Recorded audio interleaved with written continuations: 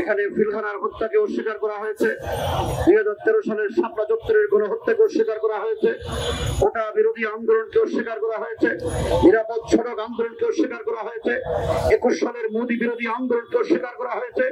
সর্বশেষ 1947 সালে যদি পাকিস্তান স্বাধীন না হতো, আমার এই বাংলাদেশ কোনোদিন স্বাধীন হতে পারতো না, সেই ঐতিহাসিক 47কে অস্বীকার করা হয়েছে। সুতরাং ইতিহাস বিকৃতির এই আয়োজন আমরা কোনো অবস্থাতে মেনে নিতে পারি না। আমরা লক্ষ্য করছি এই ঘোষণাপত্র প্রণয়নে আওয়ামী ষড়যন্ত্র এবং ভারতীয় ইন্ধন রয়েছে। আমরা এই চক্রান্তের বিরুদ্ধে অন্তর্বর্তীকালীন সরকারের ভিতরে যারা গাপটি মেরে বসে আওয়ামী চক্রান্ত বাস্তবায়ন করছেন, তাদের বিরুদ্ধে দেশবাসীকে সোচ্চার হওয়ার আহ্বান জানাচ্ছি। সংগ্রামী উপস্থিতি, আমরা সরকারের কাছে দাবি করছি, এই জুলাই বিপ্লবে আপনারা কয়জনের জুলাই আন্দোলনে আপনারা অংশগ্রহণ করেছেন? এই সরকারের উপদেষ্টা মন্ডলীর মধ্যে অনেকে জুলাই বিপ্লবকে লালন করেন না।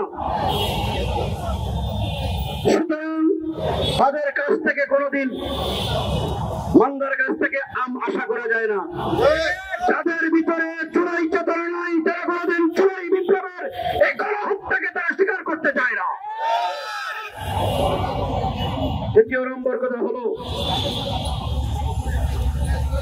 আমরা ঘোষণাপত্রে ইতিহাসকে সন্নিবেশন করার জন্য আমরা অনুরোধ করছি, মাননীয় প্রধান উপদেষ্টা, আপনার প্রতি যথাযথ সম্মান রেখে বলছি, আজকে 2012 সালের শাপলা চত্বরে যদি গণহত্যার চেতনা না হতো, তাহলে দেশের ছাত্র জনতা, তৌহিদি জনতা, মাদ্রাসার ছাত্র শিক্ষকদের ওটার কোনো প্রয়োজন ছিল না।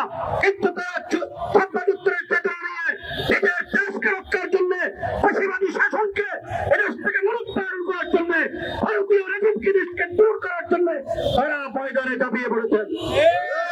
সুতরাং এই ইতিহাসকে আপনারা অস্বীকার করেছেন, ঘোষণাপত্রে জায়গা দেন নাই। মনে রাখবেন, এই দেশের ইতিহাসেও আপনাদের জায়গা কিন্তু হতে নাও পারে। এই জন্য আপনাদের কাছে আমাদের অনুরোধ, শাপলা চত্বরের গণহত্যার ইতিহাস, 21 সালে মোদী বিরোধী আন্দোলনের ইতিহাস, কোটা সংস্কার আন্দোলনের ইতিহাস, নিরাপদ সড়ক আন্দোলনের ইতিহাস এবং পিলখানার গণহত্যার ইতিহাস ঘোষণাপত্রে নতুন ভাবে সংযোজন করতে হবে। এই ঘোষণাপত্র নতুন ভাবে তৈরি করে জাতির সামনে উপস্থাপন করতে হবে। আমরা সরকারের কাছে স্পষ্টভাবে দাবি করছি, এর যদি ব্যত্যয় ঘটে, এই ঘোষণাপত্র দেশবাসীকে সাথে নিয়ে আমরা প্রত্যাখ্যান করলাম। সুতরাং কথার দীর্ঘায়িত না করে আমাদের শেষ বক্তব্য হলো, একটি রাষ্ট্রের ঐতিহাসিক ভাবে যেসব ঘটনা সংঘটিত হয়েছে বাংলাদেশের ইতিহাসে, পাঠ্যপুস্তকে এই ইতিহাসকে লিপিবদ্ধ করে নতুন প্রজন্মকে শিখাইতে হবে। আমাদের শেষ কথা হলো, অন্তর্বর্তীকালীন সরকার, আপনারা ক্ষমতায় এসেছেন এদেশের ছাত্র জনতার রক্তের সিঁড়ি বেয়ে। সুতরাং এই রক্তের সাথে যদি কোনো ধরনের গাদ্দারি হয়, ইতিহাস আপনাদেরকে ক্ষমা করবে না। এই ইতিহাস থেকে, ফ্যাসিবাদী আওয়ামী দুঃশাসন থেকে দেশের মানুষ রক্ত দিয়ে দেশকে স্বাধীন করেছেন, দেশের মানুষকে স্বাধীন করেছেন, দেশের অখণ্ডতাকে রক্ষা করেছেন, ভারতীয় আগ্রাসনকে মোকাবিলা করেছেন। আবারও প্রয়োজন হলে নতুন কোন আন্দোলনের মাধ্যমে এই দেশ ফ্যাসিবাদ মুক্ত, ফ্যাসিবাদের ষড়যন্ত্র মুক্ত, ভারতীয় দালাল মুক্ত করে এদেশকে নতুনভাবে স্বাধীন করবে ইনশাআল্লাহ।